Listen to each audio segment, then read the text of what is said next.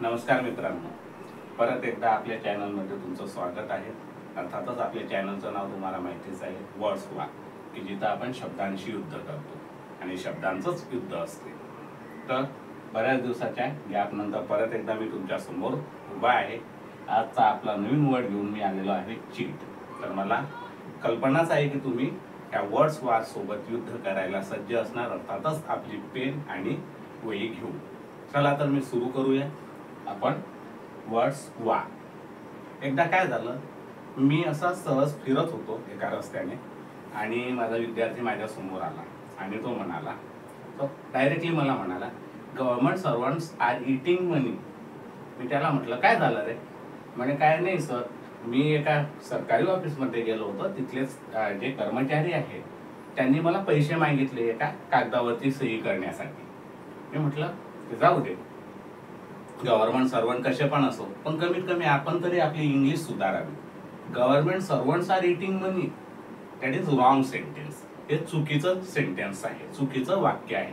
तो म्हणाला, काय चुकलं सर? मी बरोबर तर म्हटलं पैसे खातात। मग मी त्याला म्हटलं, अरे तेच तर आपली इंग्रजीची थोडीशी गंमत आहे। ऍक्च्युली काय होतं, आपण मराठी माणूस जो आहे ना, तो मराठीमध्ये विचार करतो आणि तेच इंग्रजीमध्ये बोलतो आणि त्यामुळे त्याची इंग्लिश बोलताना फसगत होते। आणि त्याच्यासाठीच मी हे चॅनल इथं आणलेलं आहे की कुठला शब्द आपण कुठं वापरायला पाहिजे।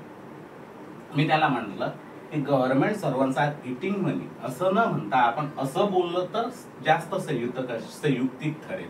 ते काय, तर गव्हर्नमेंट सर्वंट्स आर करप्ट, म्हणजे गव्हर्नमेंट सर्वंट हे भ्रष्टाचारी आहे, किंवा दे टेक ब्राईब असं आपण म्हणू शकतो। ते वाक्य ज्यादा संयुक्तिक याच्यामध्ये धरणार आहोत। तर चल, मी त्याला म्हटलं, असेच मी तुला काही 2 ते 4 शब्द फसवणे या अर्थाने तुला शिकवतो। तर तेच शब्द आपण इथे घेऊया। चला तर सुरू करूया। चीट। चीट म्हणजे काय आपल्याला माहितीच आहे, फसवणे। चीट, डिसीव, जिल्ट, फ्रॉड असे 4 शब्द मी तुमच्यासाठी घेऊन आलेलो आहोत। चारही शब्द जवळपास सारख्याच विचाराचे आहे, सारख्याच अर्थाचे आहे, पण कोणता शब्द कुठं वापरण्याने काय फरक पडतो मी ते तुम्हाला सांगणार आहोत। तर पहिला शब्द आहे चीट। चीट म्हणजे फसवणे। एखाद्याला आपण जर का फसवत असाल, ओके, आणि ते जास्त थोडंसं गंभीर असेल तर त्या फसवण्यासाठी आपण चीट हा शब्द वापरू शकतो। For example, he cheated you of your watch, म्हणजे त्याने तुझी घडी काढून घेऊन तुला चीट केलं, फसवलं, त्या अर्थाने आपण हा चीट शब्द इथं वापरू शकतो। सेकंड आहे डिस्यूड। डिस्यू म्हणजे फसवणे। हा शब्द चीट पेक्षा थोडासा सौम्य आहे, म्हणजे जस्ट आपण कोणाची जर का गंमत वगैरे काहीतरी घेत असू किंवा काही काळासाठी फसवणं असेल तर आपण डिस्यूड हा शब्द वापरतो। For example, the boys disused the college students often disused their parents, म्हणजे जे कॉलेज स्टुडंट आहे ते नेहमीच त्यांच्या वडिलांना फसवतात। हे फसवणं म्हणजे हा गंभीर गुन्हा नाही। जसं चीट म्हणजे काय, हा गुन्ह्यामध्ये मोडतो, तर डिस्यू हा गुन्ह्यामध्ये मोडत नाही, सहजच फसवतात ते, तो गुन्हा नाही। ह्या अर्थाने आपण डिस्यूड हा शब्द इथं वापरू शकतो। म्हणजे डिस्यूड पेक्षा चीट थोडा गंभीर शब्द आहे, त्यामुळे चीट कुठं वापरायचं आणि डिस्यूड कुठं वापरायचं हे आपल्याला कळायला हवं। नेक्स्ट आहे जिल्ट। आपल्याला माहितीच आहे की 18, 19, 20 आणि सध्याच्या काळामध्ये आपण बरेच प्रेम प्रकरणं बघतो।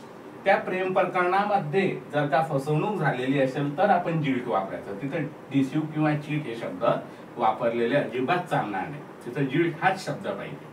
जिल्टचा अर्थ काय, प्रतारणा करणे किंवा प्रेमभंग करणे, म्हणजे प्रेमात फसवणे।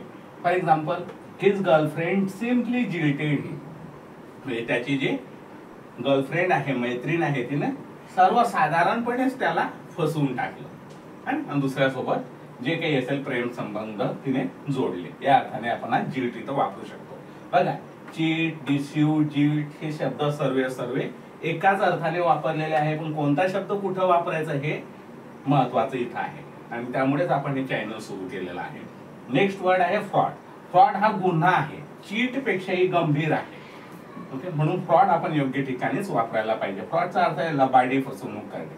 For example, this medicine for headache is a fraud. एखादा जो काही मेडिकल वाला असेल तो आपल्याला मेडिसिन देतो की हे तुम्हाला डोकेदुखीवरती वापरायची, पण तिच्याने आपली डोकेदुखी चांगली होत नाही, म्हणजेच त्याने काय केलं, गुन्हा केला, त्याने फ्रॉड अशी मेडिसिन आपल्याला दिली म्हणून हे वापरलेलं आहे. म्हणजे गुन्ह्याच्या संदर्भात जर का काही लबाडणी असेल, फसवणूक असेल, तर तिथं आपल्याला फ्रॉड हा शब्द वापरावा लागतो. अशा पद्धतीने हे 4 शब्द मी तुमच्यासाठी घेऊन आलेलो होतो. ठीक आहे, धन्यवाद.